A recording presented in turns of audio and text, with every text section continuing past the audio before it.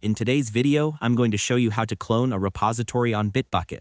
Whether you're starting a new project, collaborating with a team, or you simply want to work on your code locally with ease, this simple step-by-step guide will walk you through everything you need to know. So let's get right into it and make sure you can clone your repo without any confusion at all. First, open your Bitbucket account and go to the repository you want to clone. Once you're on that page, look for the option labeled Clone. Over here, it's usually located in the top right corner of your repository toolbar, so make sure you spot it. Follow along carefully so you don't miss any details. Next, click on the Clone button. You'll see a pop-up window appear showing several options. Over here, look for the option that says Clone in SourceTree. Then, click on it. This will open SourceTree automatically, and it will begin preparing the cloning setup for you.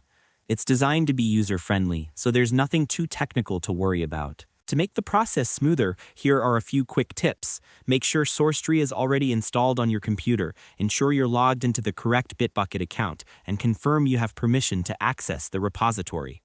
Doing this beforehand can save you time and help prevent unnecessary issues. Once SourceTree opens, you'll see a field called Destination Path. Over here, choose where you want the cloned repository to be saved on your computer. After that, you'll see the bookmark name field. You can leave the default name or customize it to something that helps you identify your project easily. Once you've completed these steps, simply click the Clone button. After that, SourceTree will begin downloading the repository to your system.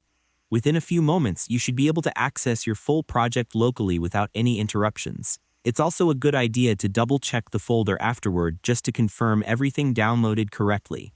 Taking this extra step ensures everything runs smoothly and keeps your workflow organized. And that's all there is to it. By following these simple steps, you'll be able to clone any Bitbucket repository quickly, easily, and confidently.